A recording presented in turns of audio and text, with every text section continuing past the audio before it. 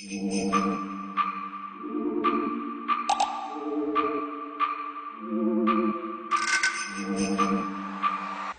guys, it's Liv. Welcome to another video. Today I'm going to be showing you how I edit my Instagram food pictures. So I actually get a ton of questions from people and direct messages from people asking like how I edit my food pictures and what filters I use and all of that. So I'm going to talk about that today. The app I use that I'm pretty sure everyone uses is ViscoCam, so this one right here, and I pretty much do the same techniques every time. Okay, so let's say that I'm editing this picture. So what I do, oops.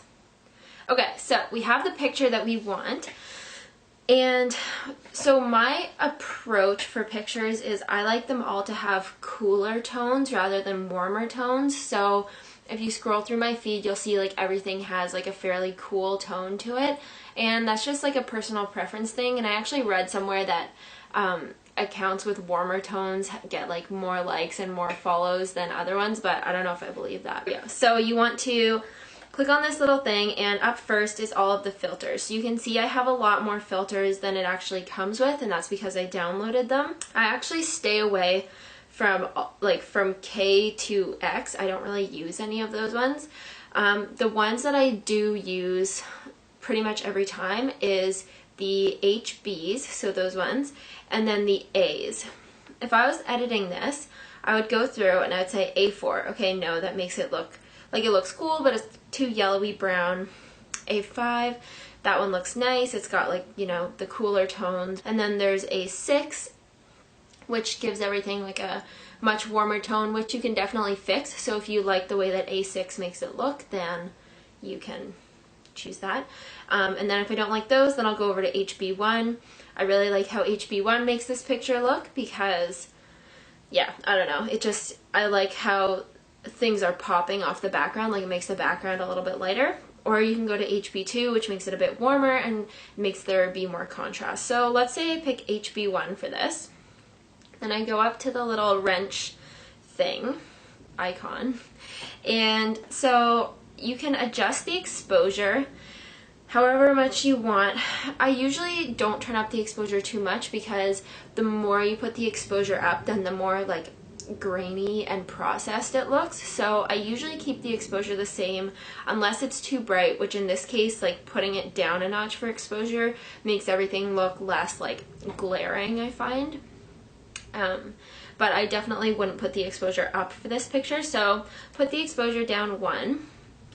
I'm just kind of taking you through the process of like how I think when I edit pictures. I hope it's helpful.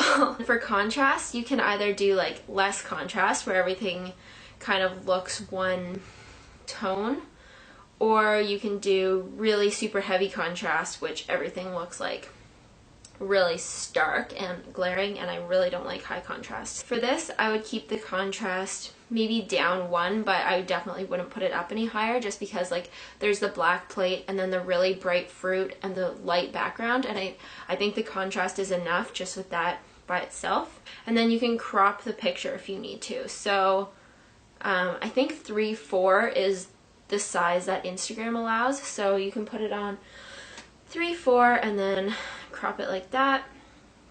The next one is sharpness.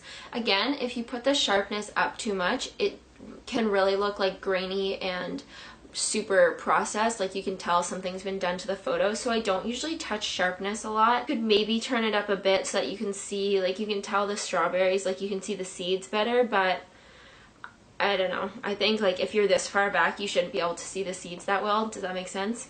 So saturation is one that I actually use a lot, either up or down, because saturation is what can either like bring a photo to life or tone it down if it's like way too much. So for saturation, I'll usually put it up just because when you don't have professional lighting and you're not a professional photographer, then sometimes your pictures can look kind of like washed out. So I don't think that I need to touch the saturation too much for this photo, but for some photos where like they might be a little bit washed out, or if the light was too bright, then I'll put the saturation up. So yeah, I could put the saturation up like 1 for this. Then the highlights and shadows save. So basically this will tone down your highlights. So if you have some pretty like intense highlights in your picture, you can use this, but for this one I don't really need to.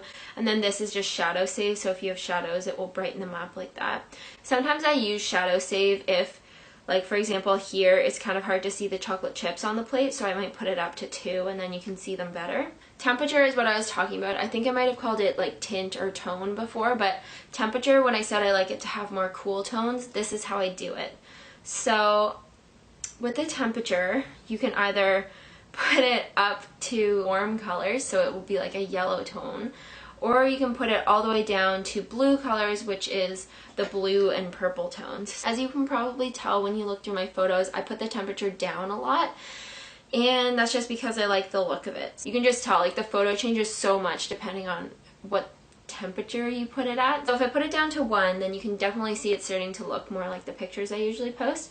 And then also tint is one where if you turn it up, it goes purple, and if you turn it down, it goes green. So if you have a photo of like a green smoothie or like a green landscape, definitely if you want to make the green like really pop, you can put the tint down, because as you can see, like the plant colors really pop when I put it down to the green tint. But it also gives everything a greener tint, which I don't actually think it looks that bad here, but I mean, you wouldn't want to overdo it. And then these things at the end, so there's a skin tone. I don't really use that because I don't do a lot of pictures of myself.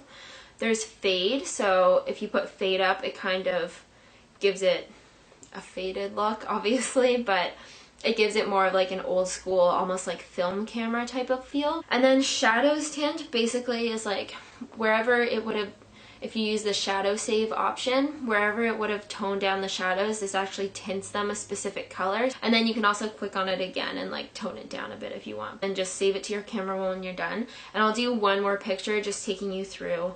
I'll try and pick a different one and show you how I would do it. I have a picture of my friend's broken toe. So let's say this banana bread picture.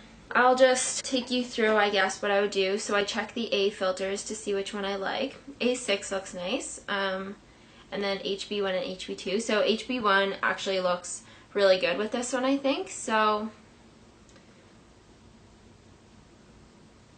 I think I would put the exposure down for this one, just to, I don't need to justify it. I'm just going to put the exposure down. And then I would put the saturation up 1 for this, but I mean, just to make things look a little bit more lifelike, because sometimes the filters can make it look a bit dull.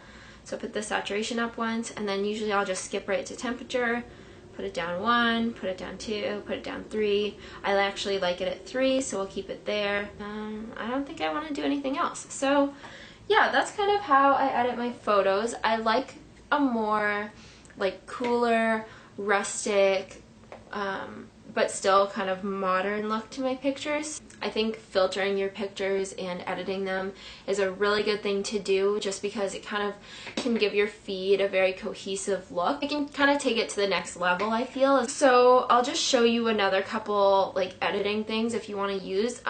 Before I got my DSLR camera, I actually used this Tada SLR app. I'm pretty sure it's free, but if it's not, it's only like $1. Let's say I'm doing this photo and I want to make the background more blurred. You can go to mask, and then I turn off edges because I don't know how to use that. And you basically just put a mask over, this is not going to be done well, over the thing that you want to be not blurry. So you're just going to go around the edges, pretend that I'm doing this well. I've literally taken like 20 minutes doing this before I got my good camera, but it was worth it. So you're gonna do that, and then you can like zoom in really big and like do the straw like that. And then you go to next, and it's going to blur.